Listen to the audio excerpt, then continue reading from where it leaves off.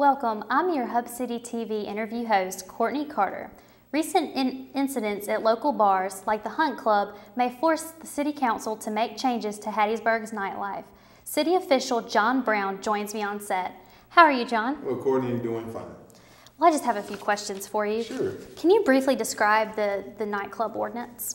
Well, actually, it's not in effect right now. It's under review by the committee. Our attorney actually has it. Attorney Charles Lawrence has the ordinance under review.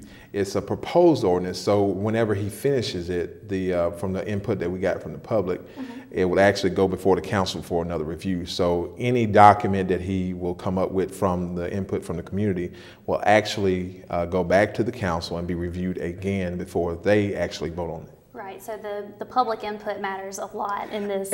It does. Recent meetings have shown that the public is really into this ordinance. The ordinance, I think, first, the original purpose of the ordinance is for nightclub safety.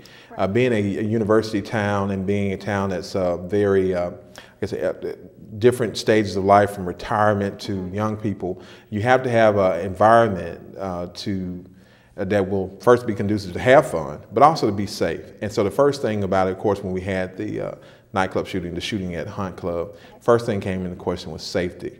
Make sure that nightclubs were doing what they were supposed to do, and also the Hattiesburg police or our safety individuals were doing what they were supposed to do. And so the goal of the ordinance is to make sure that we get the most effective ordinance possible to make sure that we have the most safe environment possible. Right.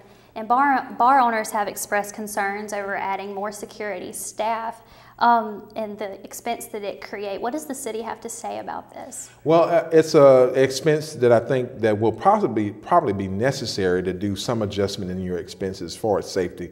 The main thing is to make sure that we review all safety issues when it comes to nightclubs, exits, and different things, in and out, transversing the nightclubs. And so that's important. And I think the goal is not to require nightclubs to spend more money necessarily, but to make sure that the public that they serve are safe, and that's the whole goal. And I think it's finding that balance between what the city would like to see, because you only need one other incident where another young person or anyone gets shot, and then safety issues are in question.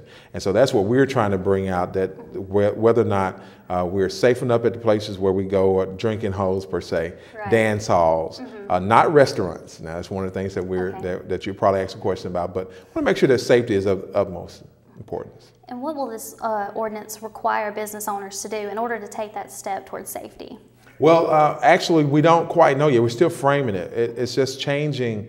When you talk about the number of people, it's asking bar owners to know the number of people, make sure they stay within the ramifications that's been given for its occupancy ordinance. They're given that when they open.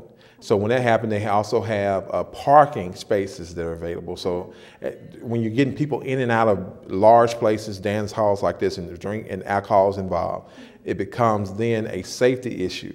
And so what we have to be aggressive in doing is making sure that we on the front end get that understanding. And what the ordinance will do is make sure that understanding is everybody's at the same table. Then when it talks about people being in your establishment, that there are certain rules that they need to go by. And so I think once that happens, I think everybody will come to a point to where we understand where it's pretty much we're trying to get to better good. And if current businesses don't fit in with this ordinance, will they be forced to shut down? Well, they'll be reviewed. Now, I won't say necessarily, shut down, but before they get to the point of being shut down, there are layers that they go through, whether the first violation, second, third. And so that's what the ordinance gives, some flexibility in that, but also gives so you can charge them when they do violate. So. Right, all right. Thank you, sir, for coming in today. Glad to be here, Courtney. Well, we'll be back with the Hub Stumper right after the break.